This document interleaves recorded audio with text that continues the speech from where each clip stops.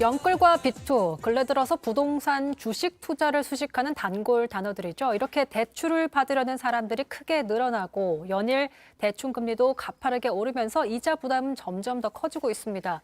이렇다 보니 은행들만 이자 파티를 하고 있다는 비판이 나오고 있는데요. 자, 보시면 심지어 정부가 나서서 은행들의 대출 금리 인상을 막아달라는 청원까지 등장했습니다. 오늘 오후에 금융당국은 시중은행 임원들을 불러서 대출 금리가 산정하는 과정이 규정에 맞춰서 잘 이루어졌는지 살펴보고 필요시 개선해달라고 요구했는데, 자, 관련해서 김광석 한국경제산업연구원 연구실장과 짚어보겠습니다. 저희가 사실 본격적인 이야기를 하기에 앞서서 좀 눈길을 가는 기사가 있었습니다. 네. 한국시티은행이 퇴직자들에게 최대 7억 원의 퇴직금을 준다라는 내용이 있었습니다. 네. 7억 원의 퇴직금, 이렇게 나올 수 있는 근거가 뭘까요? 네, 기본적으로 희망퇴직을 추진하고 싶어도 그만큼의 부담할 수 있는 능력이 있어야 되는데 맞습니다. 그만큼 은행들이 실적이 상당히 개선됐다라고 볼 수 있고요. 희망퇴직을 실시하는 그 이유는 제가 한번 질문 드려볼까요? 지난 한 달 동안 혹시 은행 다녀온 적 있으세요? 아니요. 네. 그러면 1년 동안 은행 몇 번 다녔는지 꼽아보실 수 있겠습니까? 굉장히 드물죠. 가기 되게 힘들어요. 직장인들은 아시잖아요. 그리고 갈 필요도 없는 거죠, 다 사실은. 비대면으로 하다 그렇죠. 보니까. 실제 은행 서비스를 이용하는 그 비중이, 대면 서비스 비중이 약 한 15년 전에 24%였는데 지금 6%입니다. 그러니까 굉장히 많이 줄었어요. 그러니까 많은 은행들이 이 지점들을 축소해 나가고 있어요. 그러니까 먼 미래를 보면 굳이 이런 많은 인력들을 이용해서 금융 서비스를 계속 전달할 필요가 없겠구나. 그러니까 희망퇴직을 받아서 이참에 디지털 전환을 착수하자. 근데 그만큼 실적이 괜찮았기 때문에 희망퇴직을 진행할 수 있는 거라고 볼 수 있겠죠. 7억 퇴직금이면 괜찮은 정도가 아니라 역대급 실적을 내고 있기 때문에 가능한 게 아닐까라는 생각이 듭니다. 네. 그래서 사실 이 질문을 드린 이유가 네. 지금 은행이 역대급 실적을 거둔 이유에 대해서 대출금리 상승에 영향을 미쳤다는 분석이 나오고 있기 때문에 제가 이 질문을 드린 겁니다. 네. 실제로 이제 대출이 정말 많이 늘어나면서 지난 3분기에 국내 은행들 엄청난 이자 수익을 거둬들였다고 나오고 있거든요. 네.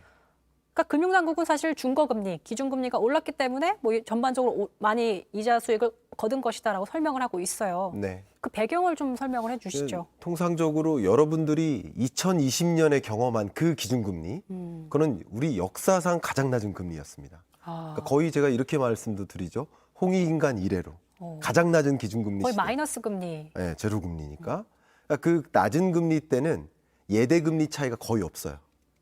기준금리의 어떤 그 근거 자체가 낮기 때문에, 베이스가 낮기 때문에 네. 대출금리와 또 저축금리 간의 차이가 별로 없어요. 다시 말하면 수익성이 별로 높지 않다는 거예요. 근데 금리가 상승하는 기조잖아요. 네. 금리가 이렇게 상승하는 그런 과정에서는 자연스럽게 예대금리 차이가 벌어져요. 그러니까 다시 말하면 수익성이 개선되는 거죠. 그러니까 낮은 금리 속에 대출 수요가 늘어났었던 거고, 근데 그 대출이 또 금리 차이가 또 벌어지면서 상당한 수익으로 연결될 수 있었다. 이렇게 해석해 볼 수 있겠습니다. 그러니까 저희가 사실 대출금리라고 하면은 그 산정되는 과정이 기준금리가 중거금리 네. 플러스 가상금리 마이너스 우대금리로 이루어지는 게 대출금리잖아요. 쉽게 네, 설명을 해보면. 그렇습니다. 근데 사실 대출금리 상승하고 있는 건 중거금리, 그 기준이 되는 금리가 오르기 때문이라고 금융당국은 설명하고 있는데 네. 사실 많은 비판이 쏟아지는 의문을 제기하고 있는 부분이 이게 대출 규제 때문이 아니냐 네. 이렇게 얘기를 하고 있거든요. 금융당국에서는 아니다라고 표현을 하고 있지만 네. 그게 아니라고만 볼 수는 또 없는 거죠. 일정 부분 기준금리가 상승함에 따라서 지금 너무 잘 설명해 주셨지만 이 시중금리라는 것은 기준금리 더하기 알파예요. 근데 알파는 금융권이 정하는 거예요. 맞습니다. 근데 이 알파를 그냥 막연히 높게 가져가는 것이 아니라 이 베이스 기준금리 자체가 올라가니까 시중금리도 올라갈 수 있는 거예요. 그것도 틀린 말은 아닙니다. 다만 지금에 일어나고 있는 금융당국의 금융규제, 대출규제, 이 총량적 규제를 실시하다 보니까 주로 1금융권을 중심으로 총량적 대출 규제를 실시하거든요. 대출을 막았죠. 그렇죠. 네. 은행들이 적극적으로 대출해주지 못하도록 양을 제한하는 거예요. 근데 모든 가격은 수요와 공급에 의해서 결정되지 않습니까? 맞습니다. 역시 금리도 마찬가지예요. 금리도 돈의 가치잖아요.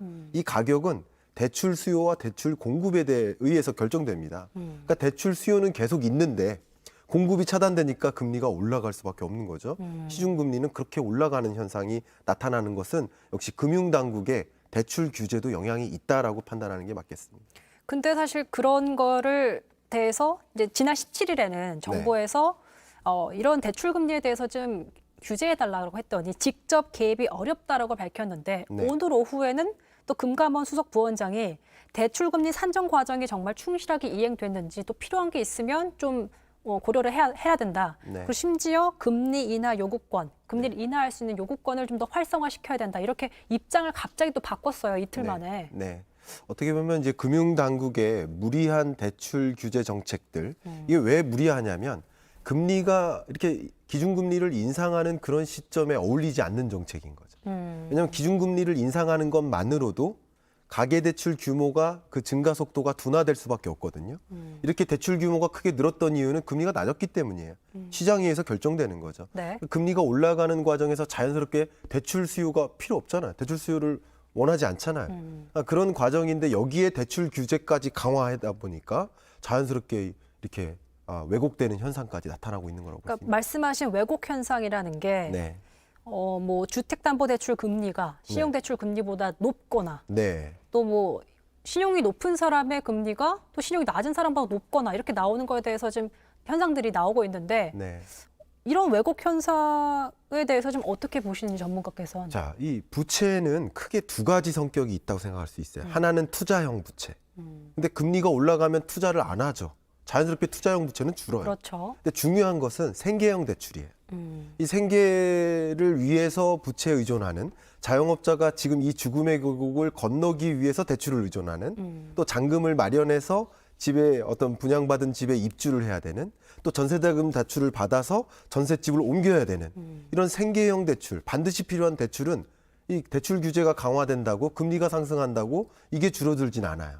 결국 이게 어디로 갑니까? 이 풍선이 있으면 한쪽 풍선을 막으면 다른 쪽으로 이쪽 풍선이 커지죠. 커지죠. 풍선 효과가 벌어질 수밖에 없겠죠.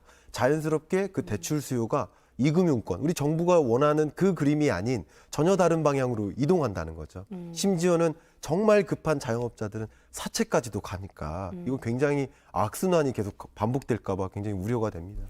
근데 그 우려가 좀 현실화될 수 있다 가능성이 높아지는 부분이 네. 다음 주 25일에 한국은행이 기준금리 인상 여부를 발표합니다. 네. 사실 전반적인 추세로, 전 세계적인 추세로 봤을 때 미국도 그렇고 기준금리를 점점 올릴 것으로 보이는데 네. 대출금리도 그러면 더 오를 수밖에 없잖아요. 중고금리가 더 오르게 되니까. 네. 제가 말씀드리긴 이렇습니다. 이제 시작이다. 그러니까 역사상 가장 낮았던 기준금리 시대를 지나서 이제 거기서 살짝 벗어나서 한 차례 인상했었던 것이고 다음 주에 한 차례 더 인상한다고 그러면 이제 시작인 거죠. 그럼 계속 기준금리가 제자리로 정상화되는 경로 속에 있기 때문에 대출금리는 조금 더 발빠르게 더 상승할 가능성이 높다라고 볼 수 있겠죠. 앞에 말씀드렸던 것처럼 이 대출금리라는 것, 이 시중금리라는 것은 말 그대로 기준금리 더하기 알파예요. 네. 그러니까 기준금리가 올라가면 이 은행권에서는 더 많은 수익을 쟁취하기 위해서 또 알파도 올릴 수가 올릴 있어요. 수밖에 없죠. 계속 시중금리는 올라갈 가능성이 높아진다. 결국 기준금리가 낮아지는 시점에는 예대금리 차이가 좀 작아지고 기준금리가 올라가는 그런 시점에는 통상적으로 예대금리 차이가 또 커지죠. 은행은 실적이 더 개선될 수도 있다고 볼 수 있는 것이죠. 그럼 은행에서는 또 이자 잔치한다는 얘기가 또 나올 수도 있겠네요. 그럼요. 그렇게 나오는데 대출 규제가 결국은 은행권에게 오히려 기회를 주기도 한다는 것이죠. 근데 사실 이런 탓을 은행 탓으로만 뭔가 은행은 그러면 본인들만 배불리는 거네라고 볼 수가 없는 것이 네. 정부의 정책이 그렇게 가다 보니까 은행에서도 어쨌든 이익을 내야 되는 상황이다 보니 그렇게 가는 거잖아요. 그렇죠. 알겠습니다. 자, 근데 지금 보면 물가도 많이 가파르게 인상이 될 것 같습니다. 네. 저희가 방금 뭐 소비자 심리 이런 것들이 나왔는데 네. 금리 오르고 네. 물가 오르고 아까 이제 시작이라고 하셨잖아요. 네. 그럼 이제 정말 억소리 나는 거 아닙니까? 아마도 우리 앵커님께서 네. 상대적 박탈감을 아닙니다. 왜 모든 게 오르는데 내 소득만 안 오르냐 이런 저만 느낌으로 그렇게 느끼는 게 아니라 아마 시청자분들도 맞습니다. 아마 지금 탄식이 나올 것 같아서 맞습니다. 그걸 드리는 제가 질문입니다. 22년 경제전망서에다가 K자형 회복이라고 썼어요. 뭐냐면 월급쟁이 근로자들 근데 자산을 보유하지 못한 임차 가구. 임차 가구가 거의 절반이에요. 48%.